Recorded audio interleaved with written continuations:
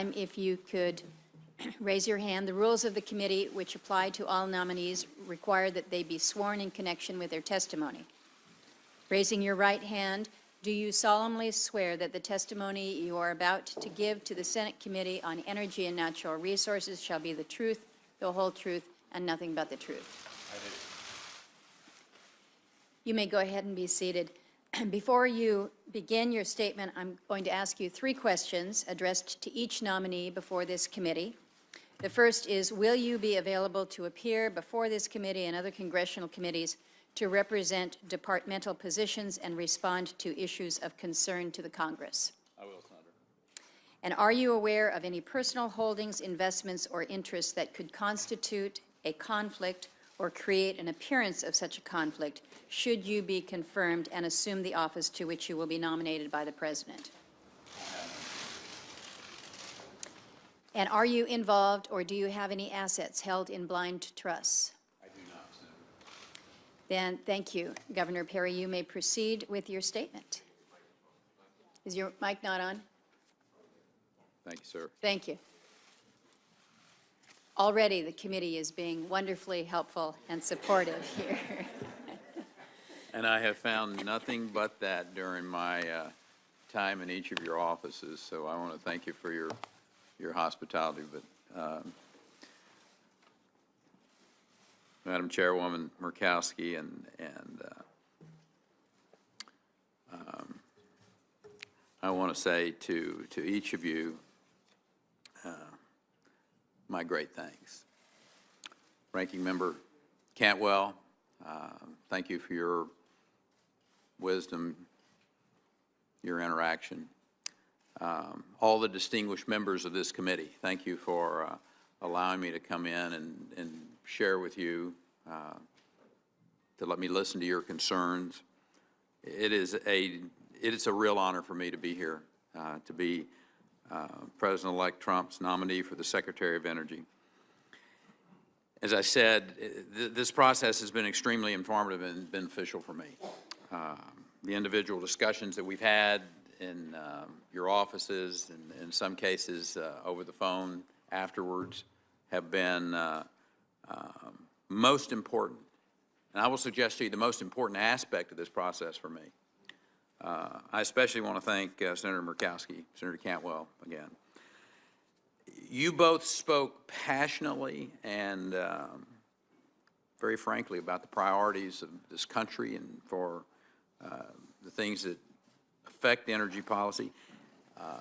You may be from different political parties, but as I noted during those meetings, what you have in common, and both of you talked passionately about energy development, about the safety, about the reliability of nuclear stockpile, the vital role of our national labs, critical importance of grid security, unique situations in each of your states. And I might add, both of them talked very passionately about those issues without the benefit of notes. You know well the challenges and the issues that are going to be facing the Secretary of Energy if I'm confirmed. Obviously, I look forward to working with each one of you. Before I go further, I want to recognize an individual that's already been recognized, but I want to add my very strong love and support to an individual that's been my greatest advocate, and a person who's been with me every step of the way since a piano recital, Senator Franken, back in the late 1950s. You didn't know I was a pianist. I wanted to bring that to your attention, sir. And that's obviously my wife, Anita. We've had quite a journey. I grew up on a dryland cotton farm 16 miles from the closest place that had a post office, and a house that had just received electrification, received power from the Rural Electrification Agency, all the way to today as I'm being considered as the Secretary of Energy. With us today is also one of our pride and joys. That's our daughter, and her new husband, a naval officer, Brett Harrison. I arrive at this appointment with 3 decades of experience in elected office. I was a state representative. I was the agriculture commissioner. I was a lieutenant governor, and for 14 years, the governor of the state of Texas. And during my 3.5 terms as governor, a state that created 2.2 million jobs, we added more people to our population rolls than any other state during that period of time. If it were a standalone country, it would be the 12th largest economy in the world.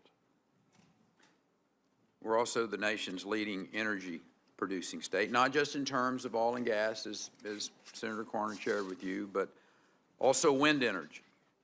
I have firsthand experience with the shale energy boom that revolutionized American energy with the state-led cleanup efforts to improve our environment as well. As governor, I also learned that the management skills that you gain, as Senator Manchin shared with you, Senator King, you certainly know this, and Senator Hoeven as well, of being a governor. I have the executive experience necessary for leading an organization as large as the Department of Energy. From this experience, I learned how important energy is to the American economy and the great responsibility that we have to take care of what we've been given to protect our citizens. I'm also, or I should say, if I'm so fortunate as to be confirmed, this experience will inform my priorities at the department. I'm committed to keeping Americans safe. Nuclear security is the largest portion of the Department of Energy's portfolio, its budget, if you will. I'll be focused on continuing to protect and modernize the nation's nuclear stockpile. As a former Air Force pilot during the days of the Cold War, I understand the deterrent value of our nuclear weapons system and the vital role that they play in keeping the peace. Another aspect of security is ensuring the reliability of our electric grid against cybersecurity attacks. I'm committed to undertaking enhanced security measures where necessary and assisting with recovery efforts if those are required so that Americans can depend on a stable source of power. I'll draw upon my years of experience as governor of a coastal state in organizing emergency response personnel to handle disasters effectively and efficiently. If confirmed, I will advocate and promote energy in all forms, and that certainly includes our renewables. America's been blessed with vast natural resources and the technology to utilize them. I'm committed to helping provide stable, reliable, affordable, and secure sources of American energy. And America First energy strategy is important to create jobs and to grow the economy. I'm a major proponent of maintaining American leadership in the area of scientific inquiry. I support the academic and the government mission of basic research, even when you may not see the results of that for a generation. Our scientists and our labs are the envy of the world. I look forward to visiting those labs this year, and if confirmed, learning even more about the unique work that they do. I have a strong record of aggressively courting leading scientific minds to bring innovation and job creation to my home state. Furthermore, I understand and am committed to the vital role of the Department of Energy that it maintains in environmental cleanup, specifically cleaning up nuclear waste that is the legacy of the Cold War. I have experience of dealing with the difficult challenges of transporting and storing low-level waste in my home state of Texas. I know this is a daunting task. You got 35 states that temporarily are housing waste from various nuclear programs. I look forward to working with the members of the committee to address the concerns many of you are hearing back home about nuclear waste facilities. In summary, I'm committed to modernizing our nuclear stockpile, promoting and developing American energy in all forms, advancing the department's critical science and technology mission, and carefully disposing of nuclear waste. Madam Chairwoman, if I may, in my just limited time I have left, I have a couple of other issues that I'd like to touch upon. I have learned a great deal about the important work being done every day by the outstanding men and women of the Department of Energy. I've spoken several times to Secretary Moniz about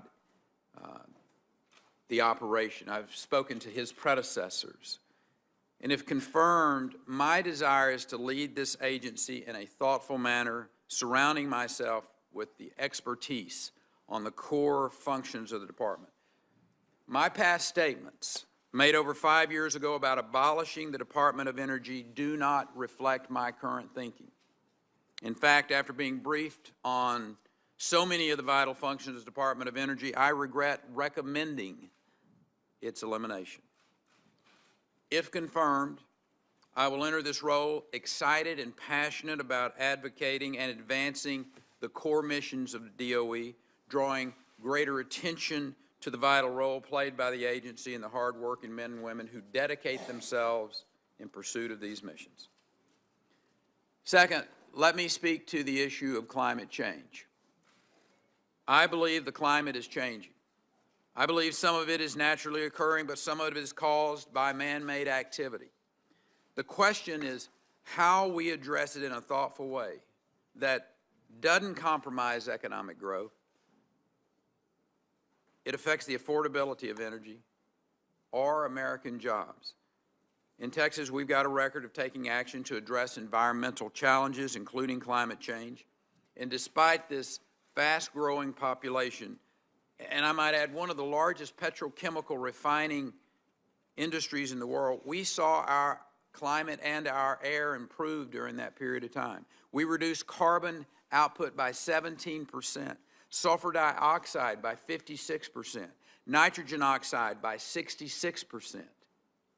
We decommissioned 137 of these older, dirty, burning plants, Senator. I mean, we did it by using incentives to move to new technology and clean technology, such as clean coal and carbon capture and underground storage. In Houston, there's a $1 billion Petronova plant that's going to be opening soon using carbon capture sequestration.